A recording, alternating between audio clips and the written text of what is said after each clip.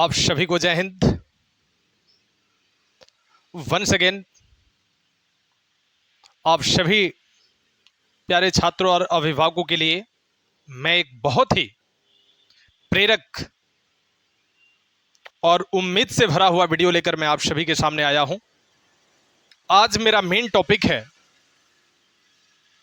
कि वैसे छात्र जो अपने आप को काफ़ी वीक समझते हैं, जो अपने आप को काफ़ी पुअर समझते हैं, गरीब समझते हैं, कमज़ोर समझते हैं कि मैं एजुकेशन नहीं ले पाऊंगा, मैं शिक्षा नहीं ले पाऊंगा, तो यदि ऐसा कोई भी छात्र समझता है कि मैं बहुत वीक हूं, मैं बहुत पुअर हूं, तो ये उसकी बहुत बड़ी गलतफहमी है।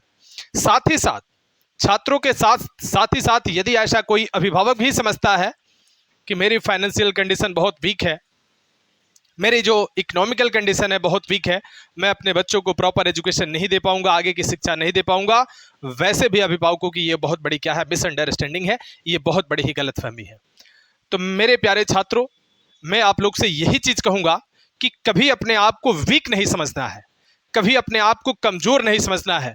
एक चीज़ मैं आप लोग को एहसास दिला रहा हूँ, मैं आपको फील करा रहा हूँ कि आपकी आर्थिक स्थिति भले ही कमज़ोर हो सकती है, लेकिन इस चीज़ को याद रखना, कभी आपका दिमाग, कभी आपका माइंड, कभी आपका अंडरस्टैंडिंग पावर, कभी आपका कैचिंग पावर, ये कभी वीक नहीं हो सकता है। तो यदि आपके पास एक अच्छी कैचिंग पावर है, यदि आपके पास एक यदि आपके पास एक अच्छी अंडरस्टैंडिंग है, यदि आपके पास एक स्ट्रॉन्ग कैचिंग पावर है, तो ये समझ जाइए कि आप अपने जीवन में ऐसे मुकाम हासिल करेंगे जिसे पाने के लिए दुनिया आतुर रहेगी, दुनिया व्याकुल रहेगी, दुनिया बेचैन रहेगी। जैसे जल के बिना एक मछली व्याकुल हो जाती है, बेचैन हो जाती है, तड़पती रहती है। तो मेरे प्यारे छात्रों, मैं आपको बताता हूं कि आप हमेशा एकात्म पराक्रम होनी चाहिए। आप हमेशा अकेले कोशिश कीजिए, आप निरंतर अपने ऊंचाई की तरफ अग्रसर होते रहें, हमेशा एक पॉजिटिव वे पर चले। आने वाले समय में आपका सब कुछ सही हो जाएगा, सब कुछ स्ट्रांग हो जाएगा। सिर्फ और सिर्फ जरूरत है कि आपको एक अच्छे टाइम टेबल के अनुसार, आपको एक प्रॉपर टाइम टेबल के साथ घर पे बैठकर स्टडी करने की। मैं बता दूं कि आपको जो ईश्वर ने दिया है उसे कभी अल्प नहीं समझना है। वह अपने आप में काफी एनफ है, वह अपने आप में काफी पर्याप्त है। आप चाहेंगे तो उतने में ही आप सागर को गागर में भर सकते हैं। वो कैपेसिटी है आपके पास, वो क्षमता है आपके पास। और कहा भी जाता है कि ईश्वर का दिया कभी अल्प नहीं होता, जो बीच में टूटे वो संकल्प नहीं होता। ईश्वर का दिया कभी अल्प नहीं होता, जो बीच में टूटे वो संकल्प नहीं होता। हार को सदा अपने जीवन से दूर रखना, वरना जीत का कोई विकल्प नहीं होता, वरना जीत का कोई विकल्प नहीं होता। तो मेरे प्यारे छात्रों, यदि आपने ठान लिया है कि मुझे अपने जीवन में इस टारगेट को, ये मेरा टारगेट है, ये मेरा लक्ष्य है, इसे मुझे अचीव करना है तो करना है, तो ये समझिए कि बिल्कुल आप अपने जीवन में उस टारगेट को अचीव करके ही मानेंगे। कोई रोक नहीं सकता है आपको।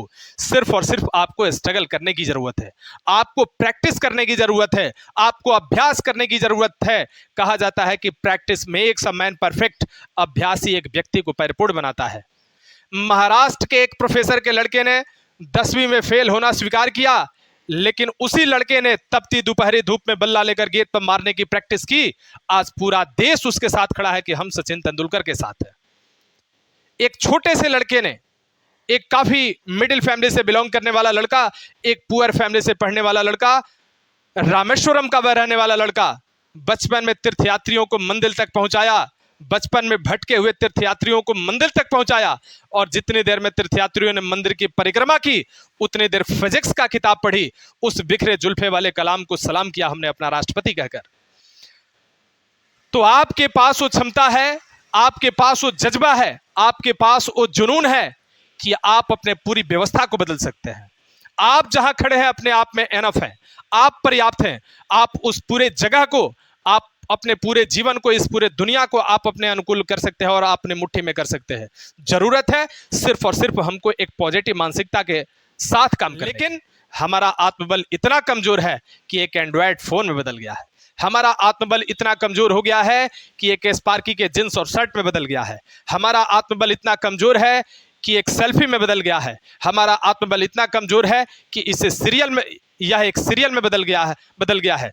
जब जब उसे कोई जगाने का प्रयास किया है, तब तब वह देश का नायक बना है। चाहे वह एपीजे अब्दुल कलाम हो, डॉक्टर राजेंद्र प्रसाद हो, स्वामी विवेकानंद हो, अल्बर्ट आइंस्टीन हो, या विलियम शेक्सपियर हो, या नेस्फील्ड हो। ये एकात्म पराक्रम है। इन्होंने एकात्म पराक्रम किया है, एकात्म कोशिश किया है, तब जाकर उन्होंने अपने जीवन के इस मुकाम को हासिल किया और आज दुनिया उनको अपना प्रेरणा का स्रोत मानती है, उनको अपने जीवन में प्रेरक व्यक्ति मानती है।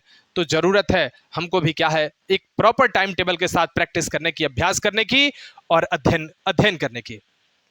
तो मेरे प्यारे छात्रों, कभी अपने आप को कम नहीं समझना है, कभी ये नहीं समझना है कि मैं यूपीएससी क्रैक नहीं कर पाऊंगा, कभी ये नहीं समझना है कि मैं बीपीएससी क्रैक नहीं कर पाऊंगा, कभी ये नहीं समझना है कि मैं भारतीय सेना का एक अंग नहीं बन सकता हूं, कभी ये नहीं समझना है कि मैं एसआई के एग्जाम को क्रैक नहीं कर सकता हूं, कभी ये नहीं समझना है कि मैं एक आइडल टीचर नहीं बन सकता हूं, कभी ये नहीं समझना है कि मैं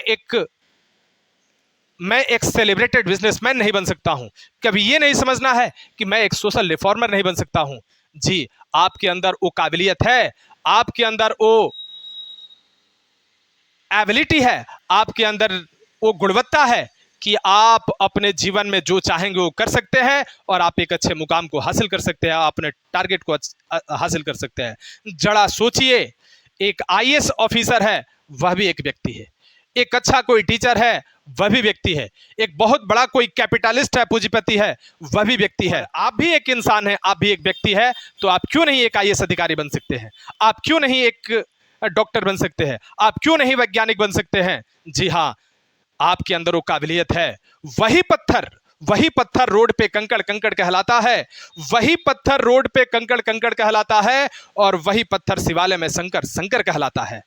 तो आपको जरूरत है कि ईश्वर ने हमको जो दिया है, पेरेंट्स ने मुझे जो दिया है, ईश्वर ने जो दिया है, उसी के अनुसार, उसी के तहत हमें अपने जीवन यापन को करते हुए अपने अधिकार को छीन लेने की, अपने लक्ष्य को छीन लेने की ये आपको जरूरत है। और मैं बता दूं कि देखिए, साधन में सुख नहीं है, साध्य में सुख है। आपको मैं बता दूं, माता सीता, जनक की बेटी, दशरथ की कुलवधू और मर्यादा पुरुषोत्तम श्री राम की धर्मपत्नी, जब जंगल में थी तो उनको सोने का हिरन चाहिए था, और जब सोने की लंका में थी तो राम का नाम जप रही थी कि मुझे राम चाहिए था। इसलिए मैं बार बार कहता हूं कि साधन में सुख नहीं है, साध्य में सुख है। और जो आपके पास क्या है, जो भी चीजें हैं अभी पर्याप्त में, जो आपको ईश्वर ने दिया है, जो आपके पेरेंट्स ने आपको प्रोवाइड किया है, उसके अनुसार आप अपने लक्ष्य को हासिल कर सकते हैं। In these things, I stop my tongue. Thank you very much.